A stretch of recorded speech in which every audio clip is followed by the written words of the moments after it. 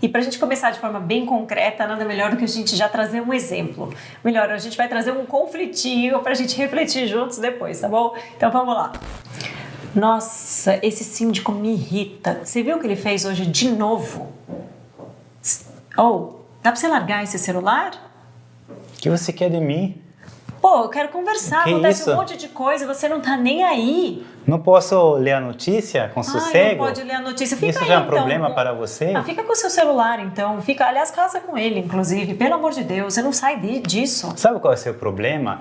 Sempre tem que ser tudo na hora que você quer. Então tá, então fala assim. Não pode esperar uns 5 minutos então para fala eu... quando você quer conversar, eu vou botar na agenda. E se você aprende a conversar, eu vou conversar com Isso, você. a culpa é sempre minha, né? Exatamente. Dá uma olhada no que Carol estava pensando.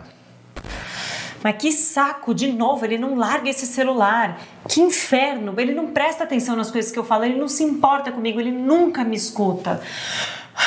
Ele é um puta do egoísta, isso que ele é. Se esse é o conteúdo que está aqui, nosso corpo vai denunciar. Ele mostra o que a gente está pensando e sentindo.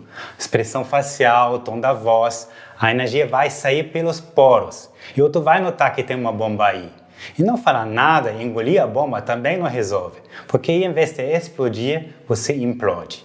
A mudança acontece então quando você aprende a desarmar essa bomba interna. Porque sem transformar isso, tudo que você fala não ajuda você a ser compreendida. Tudo que você diz nesse estado, ou julgamento, crítica, ou no mínimo sou agressivo, provocativo. E só estimula a reatividade e resistência do outro. E como você sabe que tem uma bomba aí dentro, o seu corpo te mostra. Tem sensações e sentimentos típicos, normalmente raiva, mas pode também ter ansiedade, tensão, coração acelerado, impaciência. De qualquer forma, é um estado bem desagradável. E como a gente lida com isso, hein? Muita gente só entra no piloto automático e sai agindo, como aconteceu nesse exemplo aqui. Ou quando vê, já falou um monte de coisa e depois até se arrepende de ter dito. Muitas vezes as pessoas tentam também ignorar essa ansiedade, essa raiva, negar isso. Mas isso também não funciona, porque os sentimentos muitas vezes acabam tomando conta. Então, para evitar que a bomba exploda, a gente vai te mostrar um caminho com 3 etapas que vão te ajudar a sair da raiva, do mal-estar, além de criar consciência do que está acontecendo e ter clareza para conversar e para agir. Vamos lá? Você lembra que a gente comentou que não adianta falar fofo se aqui dentro eu estiver fervendo? O primeiro passo, então, para desarmar essa bomba é escutar os meus próprios pensamentos. E não é de qualquer jeito, é com uma certa postura, com uma curiosidade. Sempre que você estiver irritada, mexida, aborrecida, chateado, ou com raiva, ou com qualquer outro sentimento desagradável, você pode se perguntar, peraí, o que eu estou pensando? E pode começar a se ouvir com esse interesse, com essa curiosidade. Como é que isso funciona? Você lembra dos meus pensamentos, aqueles lá que eu falei aquela hora? Então, vamos ouvir de novo. Mas que saco, de novo, ele não larga esse celular. Que inferno, ele não presta atenção nas coisas que eu falo, ele não se importa comigo, ele nunca me escuta. Ele é um puta do egoísta, isso que ele é. Dá pra perceber o que tem aí nesses pensamentos? Não sei se você viu, mas eles estão cheios de generalizações, de exageros e, claro, julgamentos. Tem aí um padrão, palavras típicas que a gente usa, como ele nunca me ouve, ele sempre me ignora, ele é um egoísta, ele só pensa nele. Esse sempre, nunca, toda vez, só, ou ele é assim, ele é assado, trazem o que a gente chama de linguagem estática. Ou seja, a gente fala como se fosse sempre assim. O que dá uma sensação de impotência, de que não é possível mudar a situação. Aí fica muito pesado e a carga emocional aumenta. E o sofrimento interno também. Nós não chamamos esse diálogo interno, cheio de exageros, de teatro mental, ou nosso drama. Sabe por quê? Porque muitas vezes a história que a gente conta aqui na nossa cabeça, o jeito que a gente escolheu para descrever o que aconteceu é bem dramático e muitas vezes não é a realidade. Veja, o que aconteceu de fato aqui nessa conversa, nesse exemplo, é que ele ficou em silêncio, olhando para o celular, enquanto eu fiz um comentário. Todo o resto, a ideia de que ele não se importa comigo, ele nunca me escuta, ele é o egoísta, é o que a gente vai chamar de interpretação. Ou seja, são as minhas criações mentais. Eu ponho um sentido, eu tiro conclusões e eu trato isso como se fosse a verdade absoluta. Parar de julgar ou de interpretar simplesmente não é possível, porque a nossa mente julga e categoriza tudo o tempo todo, e muito rápido, e isso é normal. Mas o que eu posso fazer é observar as minhas interpretações, ter cuidado com elas. Posso aprender a notar quando esse tipo de pensamento está presente aqui e ter consciência que essas interpretações me enganam e que aumentam a minha irritação. E como dizia o Marshall Rosenberg, o criador da CNV, 90% do nosso sofrimento vem das nossas interpretações. Afinal, é mais fácil se irritar pensando ele não se importa comigo do que pensando ele ficou em silêncio enquanto eu fiz um comentário. E esse que foi o fato. Percebe a diferença? Então, discutir se olhar no celular enquanto o outro fala é certo ou errado, ou discutir se gato deve ou não deve ficar na cama, ou ficar convencendo o outro, eu quero sair, vamos comigo, esse tipo de discussão não leva a lugar nenhum. Por quê? Porque essa é uma batalha travada na superfície do conflito. Então a gente precisa olhar além, encontrar a raiz secreta do conflito. Conseguir enxergar essa raiz é a essência deste processo. Nela está o conceito mais transformador da comunicação não violenta. E quando a gente entende esse conceito, a gente descobre por que o comportamento de uma pessoa me irrita tanto, me chateia, me entristece ou mexe comigo. E até consigo compreender por que meu comportamento irrita o outro também. Imagina que libertador. E para chegar na raiz, você vai precisar entender a importância dos seus sentimentos. Na nossa educação, a gente não aprende muito a valorizar os sentimentos. Muita gente até acha que sentimentos atrapalham, ou que são coisas de gente fraca. Mas eles têm um papel essencial para revelar o que está por trás dos nossos conflitos. Em qualquer momento, quando você sente um desconforto, como uma tensão, uma ansiedade, ou mesmo raiva, é como uma lâmpada piscando. É o jeito que seu corpo usa para te avisar que tem algo importante, valioso para você, que quer sua atenção, que precisa do seu cuidado. E como se fosse a vida te chamando, olha para isso! E o que ela diz? Que tem uma necessidade sua querendo ser vista por você. Necessidade? Como assim? Talvez você se pergunte. As necessidades são a força que move nossa vida. No final, tudo que a gente faz na vida tem como motivo atender a alguma necessidade. Desde coisas simples do dia a dia até grandes decisões. Por exemplo, a gente dorme por quê? Para atender uma necessidade de descanso. A gente come para atender a necessidade de alimento. Ou para ter prazer, que é outra necessidade. A gente assiste uma série no Netflix por quê? Que é diversão, leveza, inspiração, necessidades. E a gente quer ver amigos porque que é conexão, pertencimento, também são necessidades. A gente se casa porque que é amor, segurança, comunhão, necessidades. E até a gente se separa também porque quer atender necessidades, como talvez liberdade, paz, crescimento. E são também elas, as necessidades, a raiz de todos os nossos conflitos.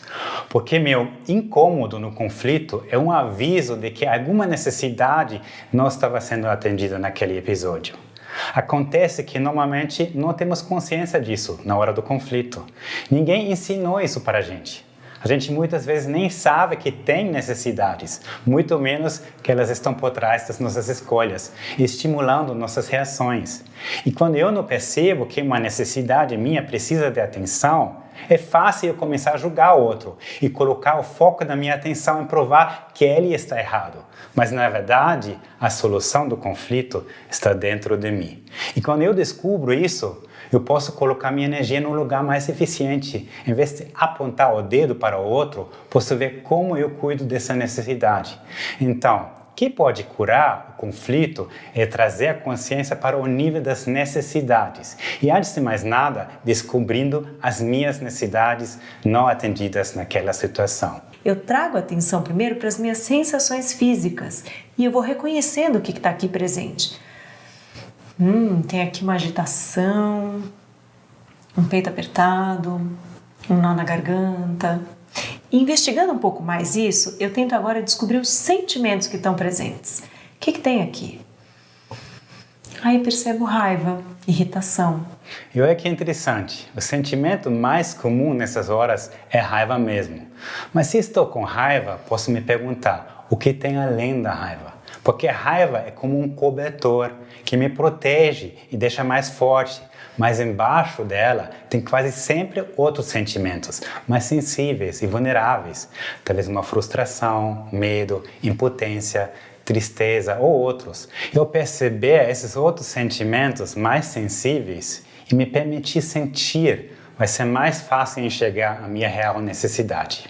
Nesse exemplo, eu poderia aqui perceber uma tristeza, nossa, estou me sentindo sozinha. E nesse lugar mais sutil, mais sensível, eu posso me perguntar o que é tão precioso para mim? O que eu tanto queria viver nesse episódio e que eu senti falta? E eu posso investigar possíveis necessidades. Nesse exemplo da conversa com o marido sobre o que estava no celular, eu talvez quisesse atenção, companhia, troca. Eu vou fazendo uns chutes. E quando você encontra a sua necessidade, é como se um cofre interno se abrisse. Você sente, é isso, eu preciso de mais momentos de troca. E essa qualidade que eu tanto queria viver nesse episódio, ou talvez na relação, é que está me pedindo atenção. Essa descoberta é essencial para resolver o conflito, porque isso traz clareza sobre a verdadeira raiz do meu incômodo. O que me incomoda, então, não é o silêncio dele olhando no celular. O meu incômodo surge porque eu sinto falta de mais troca. Se você olhar para os teus conflitos, você pode ter certeza que por trás da sua irritação, por trás do seu desconforto, você vai encontrar uma necessidade sua não atendida. Sempre. Na hora do conflito, preciso fazer uma escolha. Quero falar com um ser humano ou com um idiota. O que significa isso?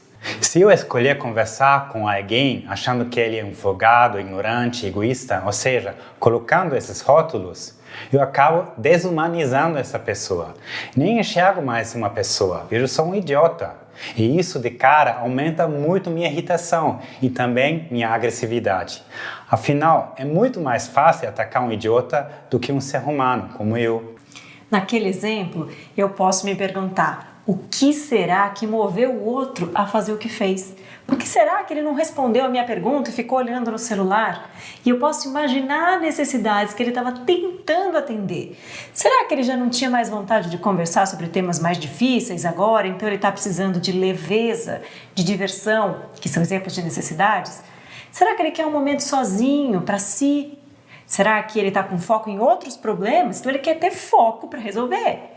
Quando eu olho para as necessidades, eu posso abrir uma nova perspectiva e pode ficar mais fácil compreender o outro quando eu me lembro que em outros momentos eu também preciso de leveza, de diversão, de solitude, de foco, como o outro.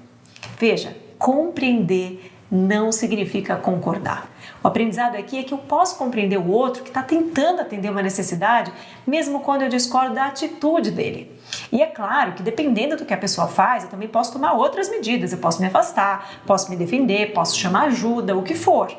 Compreender não é uma atitude passiva. Compreender é se permitir ver o outro como um ser humano que faz o que sabe, o que aprendeu, o que acredita, assim como eu também faço o que sei, o que aprendi, o que acredito. E eu posso experimentar compreender mesmo quando eu quero distância dessa pessoa. E principalmente se eu quero proximidade e diálogo com ela. Isso me ajuda muito a encarar um conflito de um jeito transformador. Porque se eu consigo estar consciente das necessidades, muda todo o meu olhar para a situação. Pessoal, se eu sei que no fundo o que eu quero é mais troca na relação, e se eu sei que provavelmente ele precisa de momentos de solitude, de estar sozinho, então não se trata mais de um conflito sobre olhar no celular ou não, mas sim sobre como a gente pode ter mais momentos de troca e de solitude para cada um. Você percebe a diferença?